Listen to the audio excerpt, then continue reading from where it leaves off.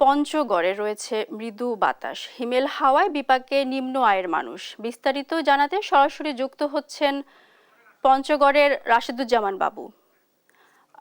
বাবু, বেলা বাড়ার সঙ্গে সঙ্গে তাপমাত্রা কেমন বিরাজ করছে? খেটে খাওয়া মানুষ কাজের সন্ধানে বের হতে পারছেন কিনা আমাদের জানাবেন।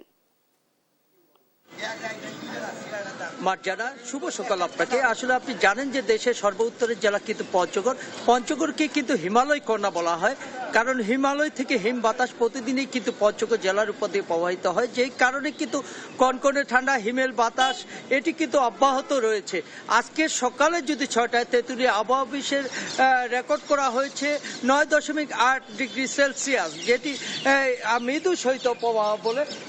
আপনাকে যদি জানাই যে আসলে এখন সূর্য কিছুটা দেখা মিলেছে, যেই কারণে কিন্তু জনজীবনে কিছুটা স্বস্তির নিঃশ্বাস কিন্তু ফেলছে। পঞ্চগড়ে যেহেতু একেবারে পৌষের আজকে শেষের দিকে যেই কারণে পৌষ ও মাঘ এই দুমাস কিন্তু শীতকাল।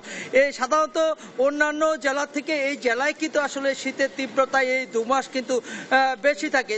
জনজীবনের যে দুর্ভোগের কথা বলছিলেন, আসলে জনজীবনের দুর্ভোগ রৌদ্র উঠলে দিনের বেলা কিছুটা স্বস্তি প্রকাশ করে, কিন্তু বিকাল হতে না হতেই আমরা দেখেছি যে আসলে কনকনে ঠান্ডা হিমেল বাতাস ঘন কুয়াশার চাদরে ঢাকা থাকছে কিন্তু পুরো পঞ্চগড় জেলা, যেই কারণে কিন্তু আসলে এখানে তীব্র শীত কিন্তু অনুভূত হচ্ছে। জনজীবনের কিন্তু কষ্টের যে সময়টুকু সেটুকু কিন্তু শুরু হয়ে যায় বিকেল থেকে।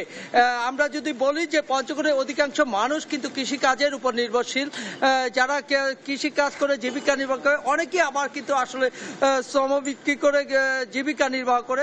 বিশেষ করে বালু শ্রমিক, পাথর শ্রমিক এবং চা শ্রমিক, এরা প্রায় 30,000 শ্রমিক রয়েছে যারা এ কাজে নিয়োজিত, যারা ভোর হলেই কিন্তু ছুটে যায় কিন্তু কাজের সন্ধানে। কিন্তু আসলে আমরা দেখেছি যে কনকনে শীত হিমেল বাতাসের কারণে কিন্তু জনজীবনে তারা কিছুটা ঝিমিয়ে পড়েছে, যেই কারণে কিন্তু আসলে তারা সঠিক সময় কাজে যেতে পারছে না।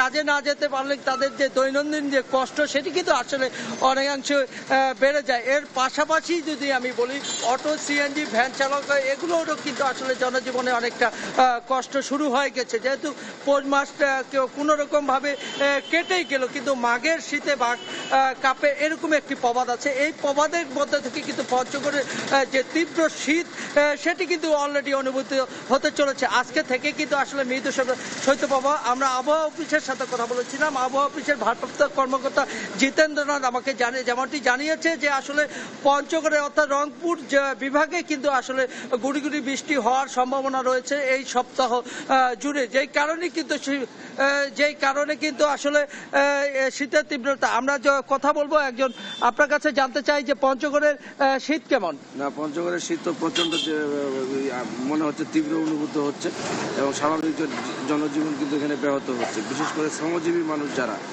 তারা কিন্তু কাজ করতে পারতেছে না, এবং তারা কিন্তু অনেকটা অর্থ কষ্টে আছে। এবং এইটা যদি অব্যাহত থাকে, যে মৃদু মাঝারি অর্থ থাকে, যেটা আপনি বলছিলেন গুড়ি গুড়ি বৃষ্টির সম্ভাবনা আবহাওয়া অফিস থেকে, সেটা হলে কিন্তু জনজীবনে কিন্তু প্রচন্ড এটা কিন্তু ব্যাঘাত সৃষ্টি করবে। এবং আমি মনে করি বিত্তবান থেকে এগিয়ে আসা উচিত, বিশেষ করে নারী এবং শিশুরা অনেক কষ্টে আছে। ধন্যবাদ আপনাকে। আমরা শুনছিলাম যে একজন বলছিলেন যে আসলে জনজীবনের দুর্ভোগের কথা। আর একটু কথা আপনাকে জানিয়ে দেখি, আমরা জেলা প্রশাসকের সাথে কথা বলেছিলাম। জেলা প্রশাসক আমাকে যেমনটি জানিয়েছে যে আসলে শীতবস্ত্র প্রায় 50,000 শীতবস্ত্র বিতরণ অব্যাহত রয়েছে, এবং ত্রাণ ও দুর্যোগ মন্ত্রণালয়ে 1 লক্ষ শীতবস্ত্র চিঠি প্রেরণ করা হয়েছে। হয়তোবা খুব শীঘ্রই সেগুলো আসবে। আর এগুলো আসলে কিন্তু মাঘের যে শীতে কনকনে শীত তীব্রতা, সেগুলো কিন্তু অসহায় এবং নিম্ন আয়ের যে মানুষগুলো রয়েছে সেগুলোর হাতে কিন্তু পৌঁছে যাবে এমনটি জানিয়েছে। এদিকে আমরা কৃষি সম্প্রসারণ অধিদপ্তরের সাথে কথা বলেছিলাম।